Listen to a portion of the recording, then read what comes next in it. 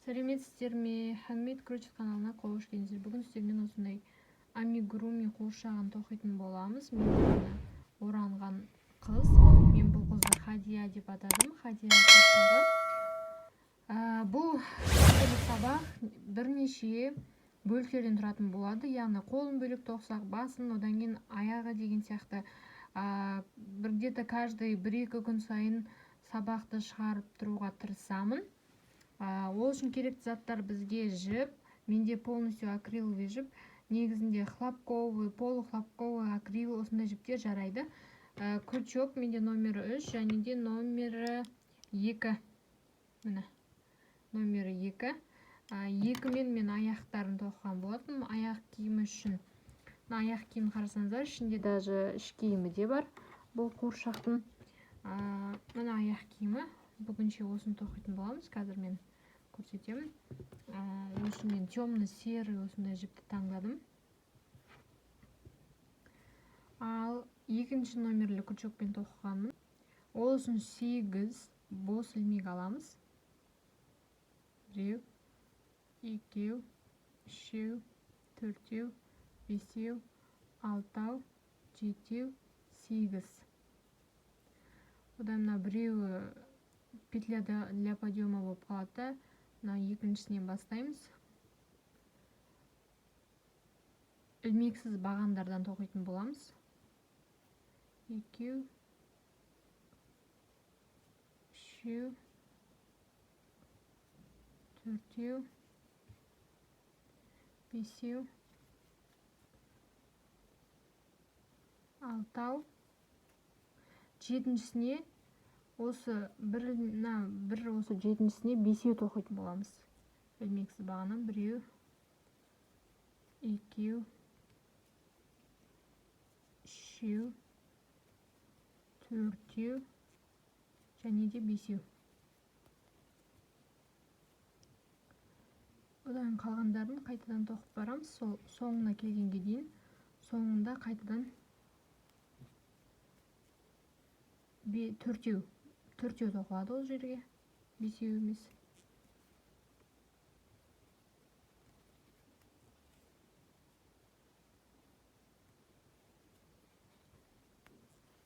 Мына қазір.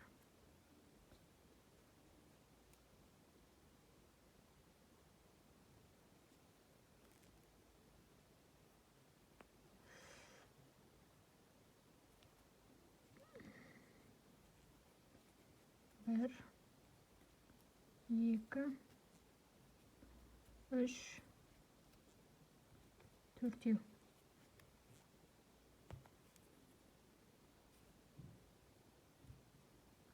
Біріктіріп, тағы бір бос ілмек аламыз да.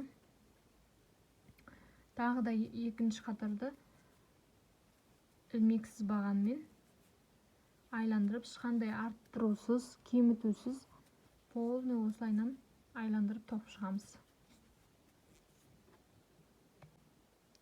Екінші қатарды айландырып тоқып алып келдім. Енді мінекей бұлайынан біріктіріп, енді табан тоқып болдық. Бір бос ілмек алып, мынау бастапқы үстіндегі бар ғой, мынау өрме көрініп тұр ма сіздерге? Осының үстіндегісінен алып отырамыз. Мінекей 1, 2. Осылайынан айландырып тоқып алып келеміз. Айландырып бітірдім. Енді тағы да бос ілмек алып, енді бұл қатарда қысқарулар болады уже. 2, 3. Мына бас жағын осы деп аламыз, мына жағын.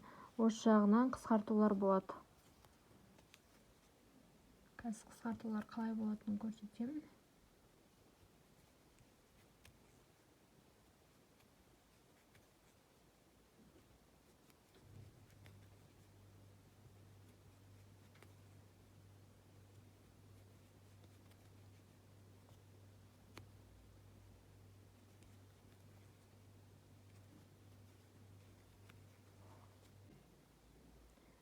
Қысқартуларға жеттік. Қысқартулар қай кезде болады? Мына жағынан біреу қалдырасыздар. 2, екеу, бесеу болды ма? Мына жақтан екеу. Енді сонда 9 қалу керек. Мына аяғына дейін міне 9 қалу керек. Сол жерге жеткен кезінде сіздерде қысқартулар басталады. Қысқартулар бір ілмекті баған аяқталмай келесін. Бір ілмекті баған аяқталмай мына үшеуінің басын біреу қылып шығарамыз. Келесі де солай болады. Біреу, екеу, үшеу қылып шығардық. Біреу,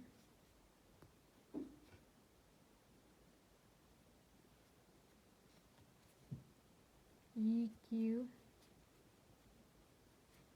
үшеу қылып шығардық. Келесі тағы да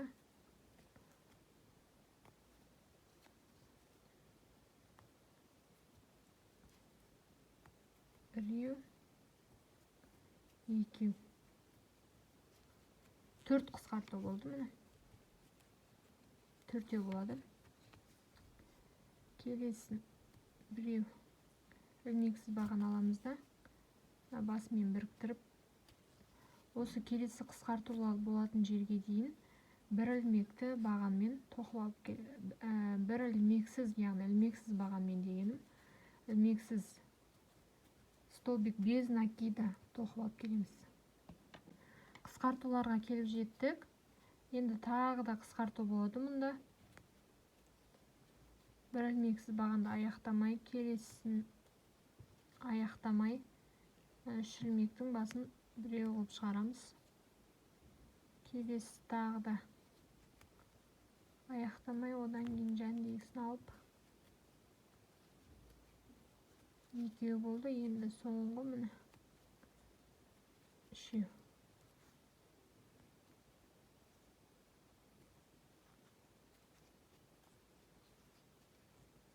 Енді мына басын біріктіріп,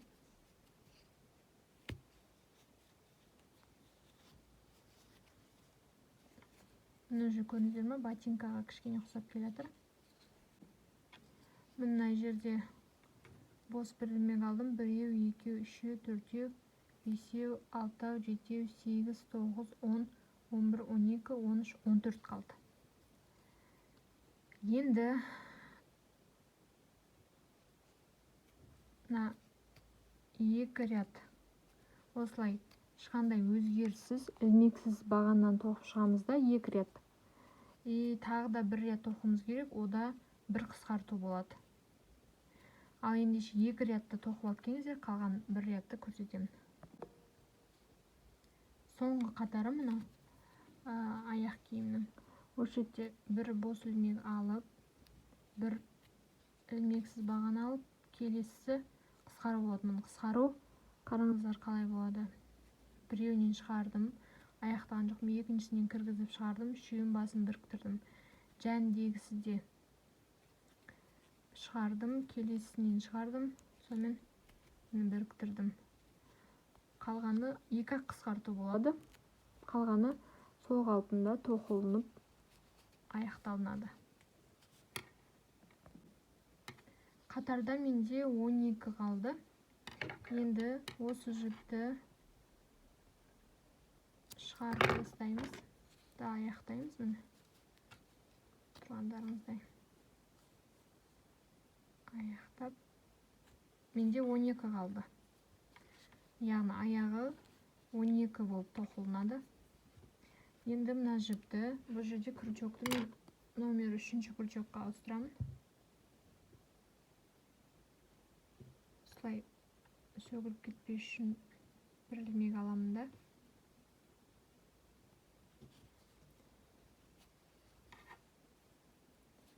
Артынан осы шеттен где-то кіргізіп,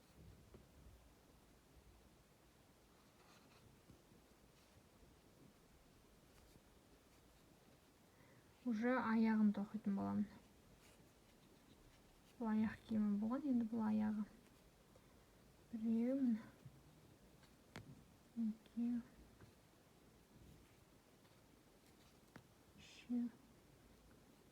Мына жіпті кіргізіп тоқып жіберіп жатырмын. Төртеу,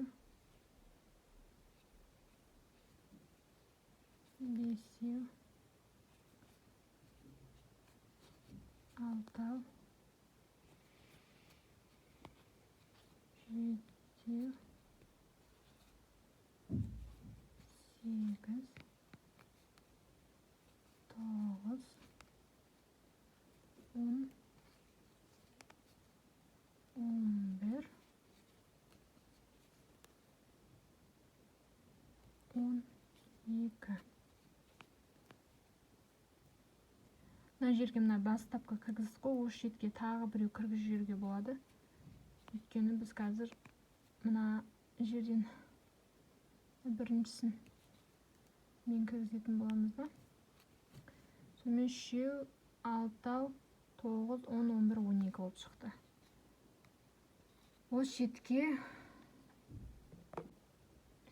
мына жерді қараңыздар, мына біреуін алып жіберіп, мен жіп салуды ұмытып кетіппін. Осы шетте қараңыздар, мына басқа түсті свет жіпті салып отырамыз. Бұл не үшін керек? Біз қатардан шатаспас үшін. Өйткені уже келесі рядтан бастап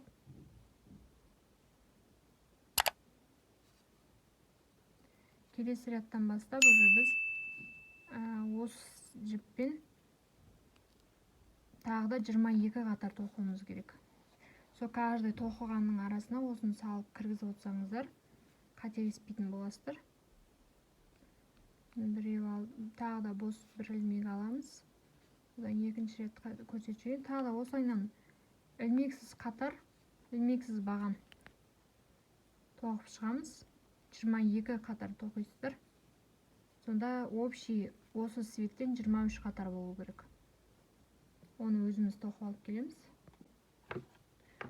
Мінекей менде общий 23 болды. Мен сіздерге жаңа 22 тоқыңыздар дегенмін. Сонымен бірінші қатарды қоспағанда 22 болды. Өзіміз 22 тоқтық, е? Ал мынаны қосқанда 23 болады. Осы шеттен жіпті шығарып, енді ішкі киімін тоқитын боламыз. Осылайынан кіргізіп жібереміз да. Мына мен екінші аяғын дәл осылай тоқисыздар да. Мына жерде мен тек мына жер көрсеткен жоқпын, бастапқы екеуін. Енді осыны мынамен тоқимыз. Мына жіпті шығарып алып тастасақ болады.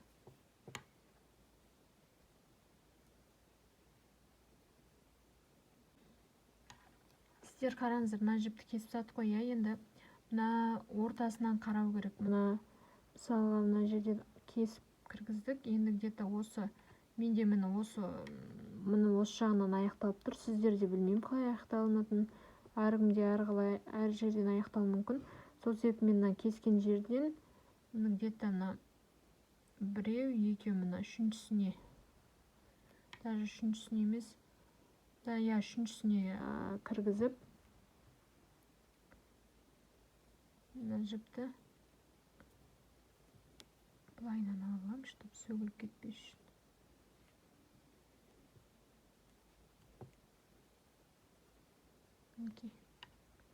Алып, осы бір ілмек алып,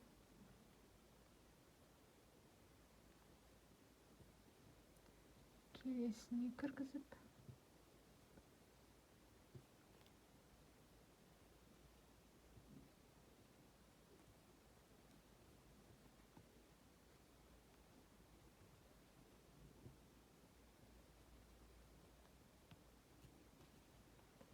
жіпті тартып,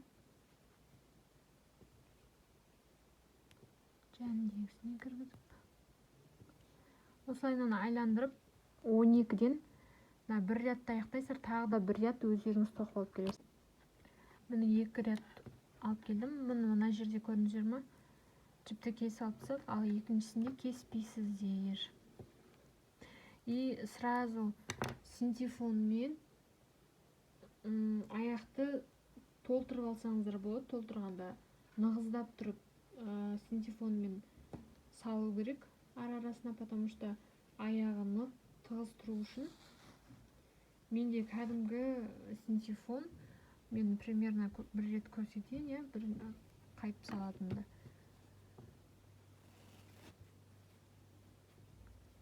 мына осылайынан алып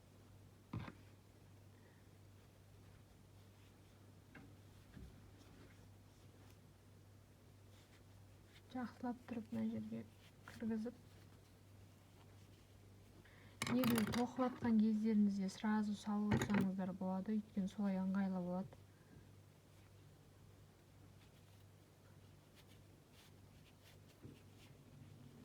Осылайынан маңыздап тығып шықсаңыздар болады. Ары қарай қалай тоқылатынын көрсетемін. Қараңыздар, мен синтефонмен толтырып алып келдім. Осы жерден енді екі бос ілмек алып, келесі аяқтың, міне қараңыздар, мына сонда оң аяғы болады, мына сол аяғы. Осының мына жағынан, міне тура ортасын, міне где-то былайынан санаған, где-то ортасына кіргізіп біріктіреміз да, осы шетке міне ілмексіз бағанмен осылайынан айландырып тоқып шығамыз.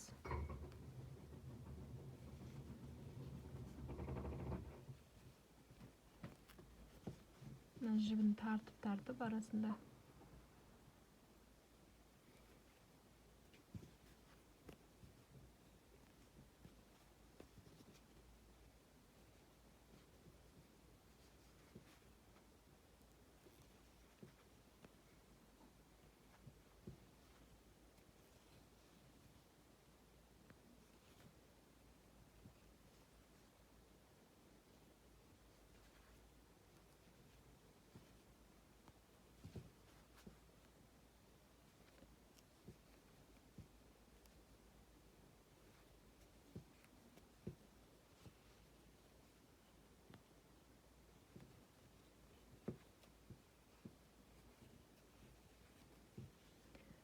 қараңыздар. Так, біреу, екеу, үшеу, төртеу,